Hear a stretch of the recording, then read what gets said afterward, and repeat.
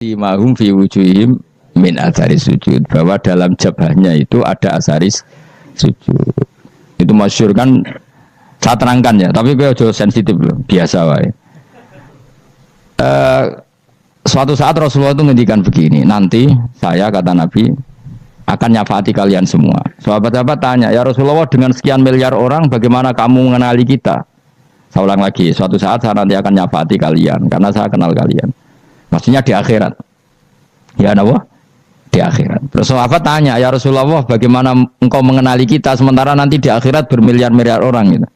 Terus Nabi ngendikan gini, jika kamu punya unta dengan tanda tertentu, saya ulang lagi, jika kamu punya unta punya tanda tertentu, dalam jidatnya ada begini, dalam tangannya ada gini, dalam kakinya ada gini, maka apa kamu bisa membedakan untamu dengan unta orang lain? Ya bisa ya Rasulullah, karena unta kita khas. Misalnya kaki depannya ada putihnya, kaki belakangnya ada putihnya, dalam baduknya ada putihnya. Terus kata Nabi, inna ummati yud'auna yaumal qiyamati hurran muhajjalin min asaril wudu. Nanti umatku nanti wajahnya juga bersinar, tangan kakinya juga bersinar. Jadi asar itu saya pastikan secara riwayat itu akhirat, maksudnya tentang akhirat. Tapi bahwa yang di dunia ada yang memulai asar itu gue monggo mawon. Loh itu bagus kan, artinya ekspresi percepatan. Tidak apa-apa loh, daripada kok gue jelas ini gitu. Maksudnya ya orang ngetok ya panjang jarang sujud tenan. Gue serasa sensitif, tapi yang jelas ya nanti. Ya sebenarnya kiamat ruang samu. Nanti hisab itu nanti kalau hitung hanya sekitar 3 jam. Hisabnya sak dunia itu hanya sekitar, karena malaikat itu tidak kesulitan sama sekali. Pak Warai ya, ini nggak akan salah saya dalam hal ini karena riwayatnya sahihah.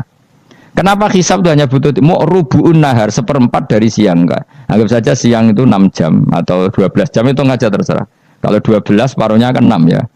Seperti seperempatnya berarti 3. Itu gini. Jadi nanti di mahsyar itu kan yauma tabyaddu wujuh wa taswaddu wujuh. Sudah yang kafir itu kelap, hilang. Wajahnya, tubuhnya semuanya gelap. Yang mukmin itu semuanya terang. Jadi sudah yang tabyaddu wujuh wa taswaddu wujuh otomatis terus ningkap. Terus pergerakannya itu delala yang tabyaddu wujuh itu ke kanan, yang taswaddu wujuh ke kiri. Maka kamu jangan punya sinar yang kelap-kelip. Nanti kena bego yang karena nggak jelas tadi.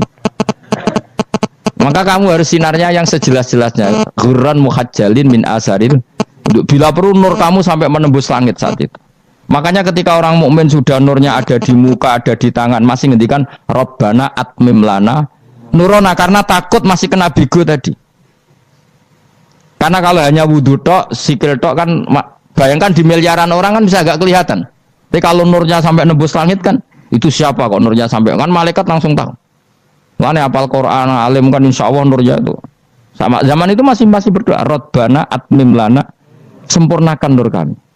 Karena nanti identifikasi malaikat berdasar tadi, kalau ada nur berarti diletakkan ashabal yamin, kalau enggak ada nur ashabas shimal. Nah malaikat yang dibawa bigo itu kira-kira detail enggak? Dugaan saya kalau kelap-kelip pasti kena simal. Wah ini partai kiri mesti kan dengan pemenang yang wudune mau dulit sirah tok sidik. Karena anak mazhab Syafi'i. Sebetulnya meskipun tuh sebaiknya kalau basuh sirah itu kabeh ben ora kelap kelip mana aneh bebas terus dulat-dulit tok. Iku sebenarnya ya itu kelap kelip. Ya sudah ya. Setelah itu kata ngendikane pangeran yu'raful mujrimuna bisimahum fayukhadu bin nawasi wal aqdam. Orang-orang pendosa kelihatan maka diletakkan di kiri. Nah sama yang orang-orang baik simahum fi wujuhim min asari sujud. Jadi ayat itu jelas tentang akhirat. Tapi kira usah terus provokasi. Seneng kamu kok ya khisimun, maksudnya provokator. Jadi nanti yang mukmin jelas nurnya. Lah nur ini nanti dengan kadar iman kamu, perilaku kamu. Ada yang kelap-kelip, ada yang... Nah yang kelap-kelip ini yang kena bigo itu tadi. Nanti setelah kena bigo ikut ashabis simal, yang kelap-kelip disortir lagi malaikat yang bagian detail kan ada nanti. Nah ini terus ditubir neraka. Yang kafir benar-benar neraka, yang ini ditubir neraka. itu nanti ini yang ngel-ngelo Kanjeng Nabi digoleki ya ini itu. Mana sakit Kanjeng Nabi, mana ono kiai soleh darani nek iso soleh dhewe sakit Nabi mergo terus goleki endi umatku sing kelep-kelip gitu. Terus dicari disyafaati. Ya imma langsung dituruti Allah wa imma diubasikne neraka. Ya terserah rencanamu piye kon aku kowe. Tapi yang jelas apa? Kiamat itu cepat sekali karena tadi ada identifikasi tadi. Makanya hanya cukup 3 jam karena tadi yang jelek kelihatan jelek, yang baik kelihatan baik. Makanya cepat. Ya oraful mujrimuna bisimahum, orang pendosa dikenali lewat alamatnya yaitu taswadu apa? Wujuh. Kalau orang baik dikenali lewat tabyadu wujuh. Nah, terus setelah nyingkir, ini ngono tak warai kiamat. Setelah nyingkir itu faduri babenahum bisuril lahu bab. Setelah tersingkir tadi terus lalu ada pintu penghalang. Pintu pemisah. Nah, pintu pemisah tadi yang sisi kanan langsung jadi surga, yang sisi kiri jadi neraka. Itu disebut faduri babenahum bisuril lahu bab batinu fi rahmatu wa zahiruhu min kibalihil adzab. Yang pintu arah kanan otomatis wilayah surga, yang pintu kiri otomatis wilayah neraka. Nah, problemnya ketika penutupan pintu itu yang kelap-kelip itu katut kemana ini yang makanya kamu jangan malok partai yang apa? Kelap-kelip yang enggak jelas itu koalisi kemana ini? Kalau partai besar kan iso nyalon presiden, partai kecil ini kan ikut mana ini kan? Sing sak ngisore 1%, 2% ini kan repot. Loh, coba misalnya nur kamu 2%, berarti gelap kamu kan 98%. Kira-kira malaikat mengkategorikan kemana coba? Ayo jawab. Gelap. Loh, kode semangat. Padahal itu bagian dari kamu. Kalau satu tubuh itu sinarnya hanya 2%, kira-kira kategorinya itu partai gelap, partai terang. Kode semangat kok ya dulu. Berarti kegaruk kemana? Kiri. Tapi bisa saja malaikat cara berpikir gini. Tapi kok ada cahayanya ya? Padahal kata Allah yang bercahaya ashabul yamin. Kan nggak ada bilang cahaya terang. Bisa saja malaikat alhamdulillah berpikir begitu. Ya nanti kita rayu saja supaya berpikir ini kan yang penting ada cahaya. Kan Allah tidak bilang terang apa kelap-kelip. Ya mungkin saja asal ada cahaya dikategorikan lahu nur, punya apa? Nur. Tapi yang jelas saat itu pun yang sudah punya cahaya masih berdoa Rabbana atsmim lana nurona, ya Allah saya mohon sekali nur-nur kami sempurnakan. Jadi ini saya bantu teman-teman yang hafid supaya tahu maknanya ya. Dan yang enggak hafid ya dengar ya. Kalau nur itu penting. Makanya Nabi itu kayak apa? Nabi itu orang super. Itu kalau ngendikan wa maj'al min fawqi nuran wa min tahti nuran wa an yamini nuran wa an simali nuran, sampai terakhir Nabi masih mendoa untuk dirinya waj'al li nuran, dan semua tubuh saya jadi nur. Jadi Nabi sudah gitu kan, ya Allah jadikan sisi depanku nur, belakang kami nur, kanan nur, kiri nur, terakhir itu apa? Waj'alni nuron, dan doa semoga semua tubuh saya jadi itu termasuk doa yang sering saya baca. Karena saya takut kelap-kelip tadi, ini bahaya ini kalau malaikat. Saya tidak tahu cara berpikir malaikat tadi, apa ngitung 98% maka dikategorikan apa? Gelap, apa dihitung nurnya saja? Wong instruksinya Allah kan yang ada nur ashabul yamin. Meskipun kelap-kelip kan punya nur. Saya tidak tahu nanti ikut 2% ikut mana kalau di partai koalisi. Ya ikut yang menang biasanya, ikut yang apa? Ya paham ya, makanya saya mohon kalau wudhu itu saya akan sempurna, terutama wudhu sholat. Kalau nggak wudhu sholat itu sebaiknya nggak sempurna, supaya ada bedanya wudhu sholat sama wudhu tidak sholat. Rasulullah itu masyhur gitu ya. Rasulullah itu kadang tawaddu wudhu'an khafifan, wudhu yang sederhana, yaitu hanya sekali-sekali dan tidak sempurna. Ketika ditanya as-sholat ya Rasulullah, tidak. Misalnya saya habis makan, mau tidur, biasanya ya wudhu, tapi tentu tidak perlu sesempurna kayak wudhu sholat, biar ada bedanya. Rasulullah juga gitu, beberapa kali beliau wudhu tapi tidak sesempurna wudhunya untuk sholat. Masyhur itu di riwayat tawaddu wudhu'an khafifan duna wudhu'ihi lis sholat. Tapi kalau wudhu untuk sholat asbaghal wudhu, menyempurnakan wudhu. Jadi supaya ada bedanya wudhu sholat dan wudhu tidak sholat. Nah, saya gak wong ora iso ngaji podo kabeh. Abu Bakar ya gitu. Ana wong poso sunat kok nyediakno buka dimarahin. Istrinya pernah nyediakan buka beliau untuk puasa sunat. Itu embernya dipecahi Mbak Abu Bakar. Ditanya, kenapa gitu? Apakah kamu akan menyaingi Ramadan?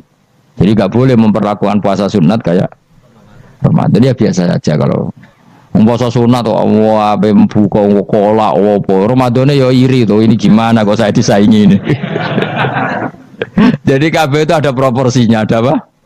Makanya megang Quran ya wudu, megang wudu. Nah KB gitaran terus wudu, pengiran tersinggung. Piye kok menjaga gitar wudu? Jadi nggak boleh kebaikan disaingi itu juga nggak boleh. Bapak gue sergap wudu sampai nyekel gitar. Untuk Quran tersinggung wasem nih bukan sembunyi kan. Malaikat panitia kan ya tersinggung. KB itu kan ada proporsinya apa? Ada proporsinya. Itu hebatnya Rasulullah. Jadi kalau beliau wudu, bahkan wudu itu wudu li sholat sama tidak sholat itu. Misalnya sholat sunat tuh kamu mampu ngadeg boleh nggak duduk? Boleh. Kalau sholat fardu nggak boleh, biar ada bedanya. Fardu itu spesial, nggak boleh, harus berdiri. Kalau sunat pun harus berdiri. Fardu tersinggung, iya sunat kok nyaingi aku kan gitu kayak. Ya makanya sholat fardu wajib berdiri ya. Sholat sunat boleh duduk meskipun mampu loh ya. Nggak boleh sama. Sholat sunat pun harus berdiri. Berarti ada sunat menyaingi fardu. Ya jelas ya. Jadi aturan main itu harus jelas. Nggak boleh. Makanya Abu Bakar itu nggak mau kalau ada orang puasa sunat kemudian apa? Abdullah bin Mas'ud lebih parah. Dia itu tukang nyuwepeng orang yang selalu sholat duha. Makanya saya itu duha itu jarang karena takut kena sweepingnya siapa? Abdullah bin Mas'ud. Itu ada orang khusyuk tiap hari duha disweeping sama dia. Apakah kamu menjadikan sholat ini jadi fardu kok mbok lakoni bedino? Awas nampak lakoni bedino. Di era akhir duha dilakoni bedino. Perkara ini butuh duit. Itu kalau zaman Abdul Mas'ud kena sweeping apa? Karena berarti menandingi fardu. Yes, kira usah anut ilmu ku bahaya itu di sensitif. Cuma ini kan ilmu tetap tak utarakan. Biar kamu tahu, nggak boleh fardu disaingi itu nggak. Coba kan banyak ketentuannya tadi. Contoh paling gampang itu apa?